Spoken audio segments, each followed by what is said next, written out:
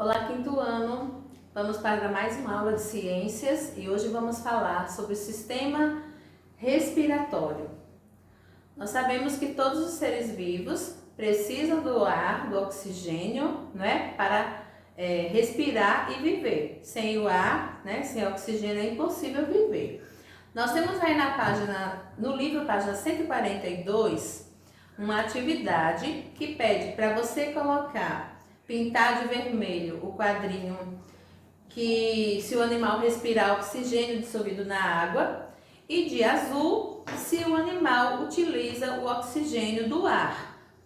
Então nós temos a baleia, o golfinho e o jacaré, que são animais que utilizam, que respiram o oxigênio que vem do ar. Os demais que tem aí são animais que respiram oxigênio que vem da água. Apesar da baleia e do golfinho viverem na água, elas respiram oxigênio do ar, porque elas sobem, tira a cabeça fora, respira e retorna para a água, tá? Então, você vai colocar aí, respira oxigênio do ar. Quais são os animais? Esses três: baleia, golfinho e jacaré. A respiração, ela tem movimentos. Então, durante a respiração, o corpo dos seres vivos se mexe, se movem, se movimentam durante a entrada e a saída de ar. Quando o ar entra no corpo, enche os pulmões e o tamanho do tórax aumenta. Quando o ar sai, os pulmões ficam mais vazios e o tamanho do tórax automaticamente diminui um pouco. Isso nós chamamos de movimento respiratório. A entrada e a saída de ar no nosso corpo ou no corpo dos seres vivos é chamado de movimentos respiratórios. E os movimentos respiratórios são inspiração e expiração. Inspiração é a entrada de ar e a expiração é a saída de ar. Nós temos aí uma imagem onde mostra, a inspiração é a entrada de ar. Vejam que tem uma setinha apontando para o nariz, onde nós inspiramos o ar, e a expiração é a saída de ar. Para acontecer a respiração, músculos precisam trabalhar, porque todas as atividades que realizamos no nosso dia a dia precisa da ação dos músculos. E para a respiração também utilizamos músculos. E o principal músculo, o músculo mais importante nesse processo de respiração é o diafragma. Se você observar a imagem aí, você vai ver ali a setinha apontando para o diafragma. Fica aqui, abaixo, dos pulmões. Agora nós vamos saber e aprender sobre os componentes do sistema respiratório. Primeiro vamos falar das narinas e cavidade nasal. O ar entra pelas narinas, é filtrado pelos pelinhos que nós temos aqui dentro do nosso nariz, que eles servem de filtro, Eles filtram as impurezas do ar que respiramos. O ar é aquecido e chega aos pulmões, ou seja, com menos impureza e na temperatura certa. Por isso que é importante respirar, inspirar, colocar o ar para dentro dos pulmões pelo nariz e não pela boca. Eu sei que isso acontece quando estamos gripados, o nariz congestionado, então fica difícil respirar e nós acabamos respirando um pouco pela boca. Mas se não estiver doente, temos que nos policiar e aprender a respirar corretamente. Sempre a entrada de ar tem que ser pelo nariz e a saída pela boca. Nós temos também aí a faringe e a laringe. Depois que o ar entra pelas narinas, é aquecido, é filtrado pelos pelinhos, ele segue o seu caminho, o seu percurso e passa pela faringe e chega até a laringe. Na laringe estão pregas vocais, nessa região aqui do nosso pescoço, estão as pregas vocais. Quando o ar sai dos pulmões e passa por elas, no caso pelas pregas vocais, pode produzir o som, né? O som da nossa fala. Se você fizer um teste aí, você colocar a mão aqui nessa região do pescoço e falar, você vai sentir as pregas vocais vibrando. Temos também a traqueia, os brônquios e os pulmões.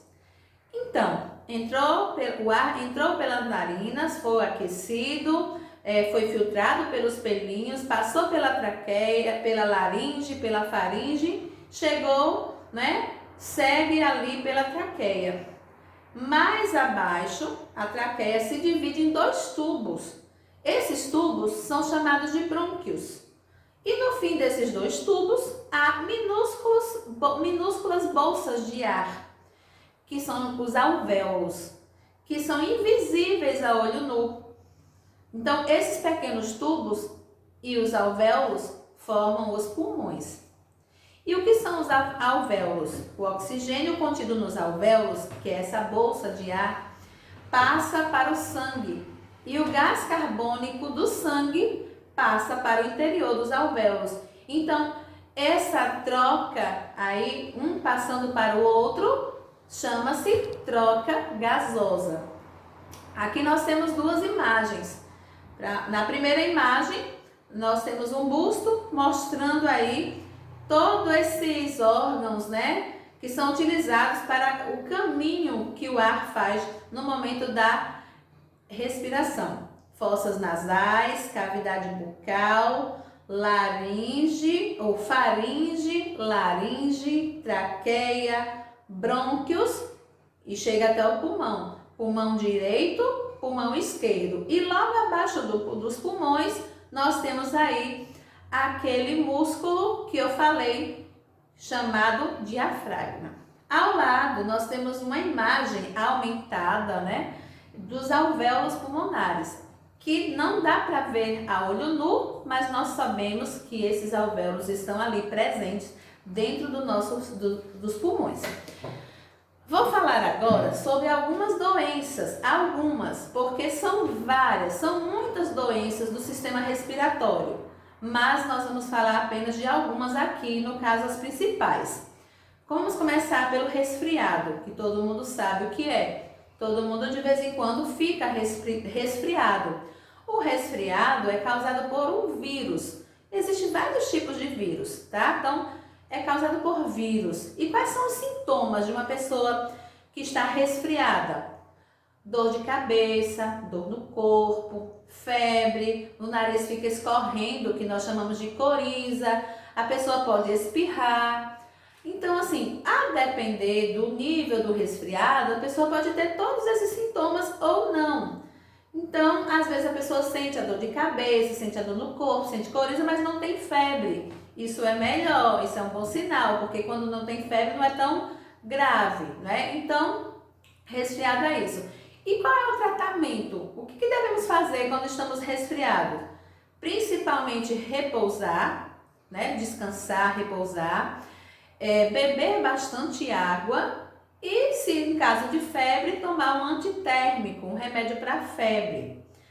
Vamos falar agora da pneumonia. A pneumonia já é um pouco mais séria, essa doença, em relação ao resfriado. E a pneumonia ela pode ser causada por bactérias ou por fungos. Os sintomas: acúmulo de secreção, no caso catarro, dores no peito, falta de ar e febre muito alta. Não é uma febre, não é o corpo febril, é uma febre alta mesmo, 38,5, 39, 40 graus, né? Então os sintomas são esses. E se uma pessoa contrair pneumonia, qual é o tratamento? O tratamento não pode ser feito em casa. Você vai ao médico, o médico vai fazer os exames, vai dar o diagnóstico da doença e vai receitar o medicamento certo. Então você vai seguir todas as orientações do médico. Não tente curar a pneumonia em casa sozinho, não. Agora, outra doença é a asma. A asma é uma doença crônica dos pulmões que provoca o estreitamento dos canais por onde o ar passa. E com esse estreitamento, é claro que vai ficar mais difícil para respirar. E se fica mais difícil, se fica o caminho, o lugar por onde passa fica mais estreito, é comum que se ouça um chiado no peito no momento da respiração. E quais são os sintomas de uma pessoa que tem asma? Falta de ar, principalmente, e por causa da falta de ar, de se esforçar tanto para respirar, vai também doer o peito, vai ter tosse seca, vai ter o chiado que eu falei, né, ao respirar, e dificuldades para respirar, seja de dia, seja de noite. Mas durante a noite, ele vai estar, mesmo que a pessoa esteja dormindo, vai de vez em quando ficar tossindo. Então, esses são os sintomas de quem tem asma. E qual é o tratamento? O tratamento é feito à base de anti-inflamatórios, de antialérgicos e de descongestionantes. Mas todos esses medicamentos devem ser indicados pelo médico, porque ninguém deve usar remédio por conta própria. Tem que ir ao médico para tomar o remédio certo, porque remédio na dose certa é remédio, mas quando você toma na dose errada, pode ser um veneno, tá? Então, muito cuidado com isso. A próxima doença é a tuberculose. A tuberculose foi uma doença, assim, no passado, muito comum.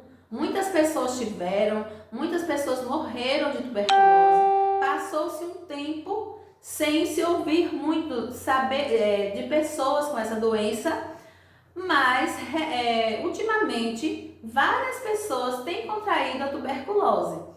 Essa doença é causada por bactérias. É uma infecção que ataca os pulmões. E qual é o tratamento? O tratamento é feito à base de antibióticos. São medicamentos que combatem infecções causadas por bactérias. E esses antibióticos não são vendidos sem receita médica. Ninguém consegue chegar na farmácia, pedir um antibiótico e conseguir comprar, porque os farmacêuticos só vão vender um antibiótico mediante a receita médica. Então, fica a dica aí. Os sintomas de quem tem tuberculose: febre, dor no peito, suor noturno, a pessoa está dormindo, não está com calor, mas o corpo começa a suar. Isso é suor noturno. A pessoa se sente fraca, a pessoa fica sem vontade de comer porque fica sem apetite, fica com uma tosse muito séria mesmo, uma tosse crônica, o tempo todo tossindo. Mesmo sem estar com frio, a pessoa sente arrepios e pode até, ao expectorar, ao colocar o catarro para fora, né, pela boca, que nós chamamos de escarrar, pode vir com sangue essa secreção. Então, essa é uma doença muito séria e que precisa ser tratada rapidamente através de medicamentos passados pelo médico. Vou falar agora sobre a asfixia. O que é asfixia? A pessoa ficou asfixiada, ficou sem ar, faltou o ar. Nós sabemos que não podemos passar muito tempo sem respirar, porque se isso acontecer, nós vamos morrer. Então, uma pessoa asfixiada é quando falta ali o ar por algum motivo. E é muito perigoso, né, ter asfixia e em poucos minutos você pode morrer por causa disso. E o que fazer para evitar esse problema, para evitar que você não fique asfixiado? Temos várias dicas aqui. A primeira, vamos supor que você esteja numa piscina, na praia, no rio, numa represa, e você queira dar uma voltinha sozinho. E de repente você cai na água, o lugar é fundo, você fica asfixiado, você não consegue mais respirar. Então, é muito importante que nesses lugares você fique sempre próximo a um adulto, porque caso aconteça algo nesse sentido, o adulto está ali para socorrer rapidamente. Uma segunda dica é: não coloque na boca objetos pequenos que você possa engolir mesmo sem querer, de forma acidental. Principalmente crianças. Tem que ter muito cuidado com objetos pequenos que, sem querer, sem perceber, numa distração, você engole, você coloca esse objeto no nariz e você pode ficar asfixiado. Uma outra dica para evitar, a asfixia é não brincar de colocar sacos plásticos na cabeça. Isso não é brincadeira. Brincar de colocar saco plástico na cabeça é sério, é perigoso e você nunca deve tentar. E se você ver alguém fazendo isso, chame atenção, chame um adulto, alerte, porque agora você aprendeu. Se você já sabia, ótimo. Se você não sabia, está aprendendo agora. Você que tem irmãos menores, cuidado com esse tipo de brincadeira, porque o saco plástico pode asfixiar, pode deixar uma pessoa sem ar e pode provocar a morte. Outra coisa eu sei que vocês são crianças, vocês não vão ligar o carro, mas vocês podem saber, aprender isso agora, que é muito perigoso ficar com o carro ligado dentro de uma garagem fechada por muito tempo, porque aquele gás tóxico que sai ali do carro enquanto ele está funcionando, ele pode causar asfixia e pode matar a pessoa rapidinho. Então, ambientes fechados com carro ligado é perigoso. Evite.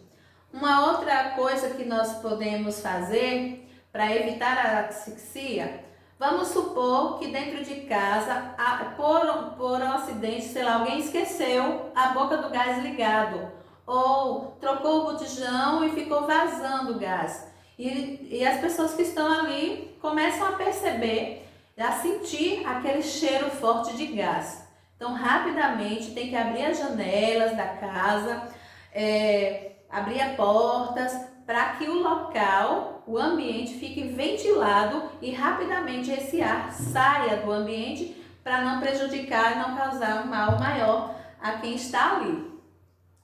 Será que você cuida do seu pulmão? Será que eu cuido do meu pulmão? Eu espero que sim. Se estivermos fazendo alguma coisa errada, agora é a hora de perceber e melhorar, e mudar, mudar para melhor. Então, nós temos aqui algumas coisas que vão ajudar a melhorar o funcionamento, do nosso pulmão. A existência dos pulmões possibilita várias ações no nosso dia a dia, como respirar, conversar, brincar, cantar, sorrir, nadar, andar de bicicleta, fazer várias coisas. Se eu fosse falar aqui, eu ia passar o dia fazendo uma lista de coisas que nós podemos fazer e que isso só é possível porque existem os pulmões e que faz com que a gente respire e seja capaz de realizar todas essas ações. E uma das formas de manter os pulmões saudáveis é evitar o cigarro. Vocês são crianças, vocês não fumam, mas vocês vão crescer e vocês podem crescer com esse pensamento. Fumar faz mal em todos os sentidos. Mas já que estamos estudando o sistema respiratório, fumar prejudica muito os pulmões. Pessoas que fumam, é quase certo que pode ser que tenha um câncer de pulmão no futuro. Pessoas que não fumam, mas que ficam próximo, que estão na mesma casa, respirando aquela fumaça do cigarro, estão sendo mais prejudicadas do que o próprio fumante. Então, assim, ajude aquelas pessoas que você conhece, que fumam, dá uma dica para eles, fala, sabe, conscientiza. Quem sabe você não vai ajudar alguém a deixar de fumar. E lembre-se, nunca tente provar, porque não vale a pena. Você não vai querer ter seu pulmão manchado, feio, doente, Outra coisa que vai ajudar muito na saúde dos seus pulmões são as atividades físicas. Então, não importa qual, se é correr, se é brincar, jogar bola, andar de bicicleta, nadar, andar de patins, sei lá, algo que você gosta muito de fazer. Se você está se exercitando, você está ajudando a melhorar o seu pulmão, a ter uma maior capacidade de respiração. Uma coisa também que é importante é, ao acordar, chegar na janela da sua casa e respirar, inspirar e soltar com muita calma, sabe? De forma mais profunda, porque pela manhã cedo, isso vale para quem acorda cedinho, tá? Porque de manhã tem menos carros na rua, o ar está mais puro, ou seja, está menos poluído e você vai dar aquela renovação de ar dentro dos seus pulmões, tá bom? Então fica a dica aí, cuide do seu sistema respiratório, ajude aquelas pessoas que não sabem tanto e eu espero que você tenha entendido e coloque em prática o que entendeu. Até mais!